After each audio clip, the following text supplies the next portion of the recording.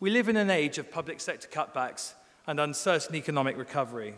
Yet these challenging circumstances seem to be fueling our desire to take charge of our own learning, to choose who we do it with, when we do it, and how we do it, and indeed on what platform we do it. You're not just witnesses to a debate, you're part of a huge e-learning experience that is going to be broadcast around the world on YouTube.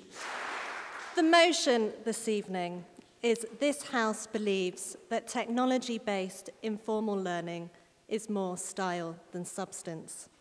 A thoroughly modern motion to be debating at one of the world's oldest universities, and yet I think it's a rather appropriate one, because Oxford is a place of quads, of high tables, and of common rooms, all designed for social gatherings that facilitate informal learning. I went on Twitter this afternoon and said, what is technology-based informal learning?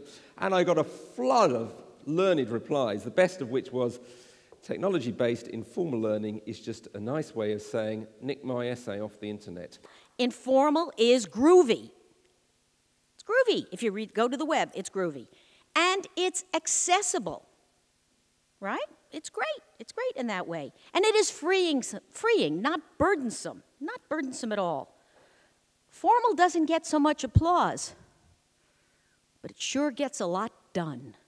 Informal learning really doesn't exist as a pure category, nor does formal learning. They always coexist. It is so wrong-headed even to use the term informal. I mean, seriously, not only do I think it's wrong-headed, I think it's arrogant, and I think it's irresponsible. You know, most people believe that the majority of what we learn is done at work, at play, in life. If we go into the business, you know, we don't talk to workers in the business. They don't talk about informal learning, but they do it every day. I don't know what CLOs think about, and I don't know what they perceive, but I know what people are doing online. As a practitioner, and I am a practitioner, I'm not a theorist, I'm not an academic, I work in the real world. And so just to put some context, Informal is good at making a decision about which dog breed to select, but it is not trustworthy. People who use the internet trust what they can find on the internet as much as they trust broadcast news.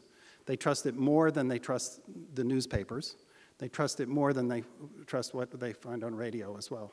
when was the last time you heard Rory talk about a piece of learning technology, informal or otherwise, making a significant difference on the bottom line? When? Tell me here, how many frameworks do we have in the field of technology-based informal learning? Where are they published? Where are they researched? Where's the proof? You use a PC.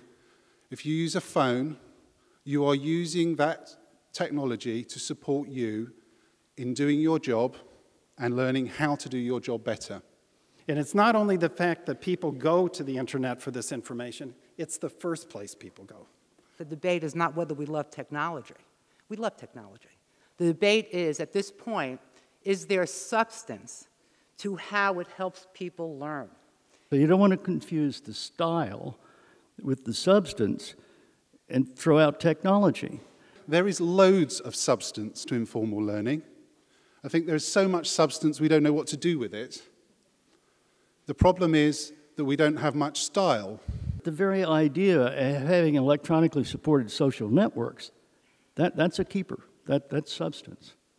When I think about this in terms of change, because there's no doubt in my mind that this is going to happen. The question is, are we at this stage now? And we're not. So you have to vote aye for the motion. The vote is very simple, okay? You know, we've got loads of style, no substance, work out which door to go out.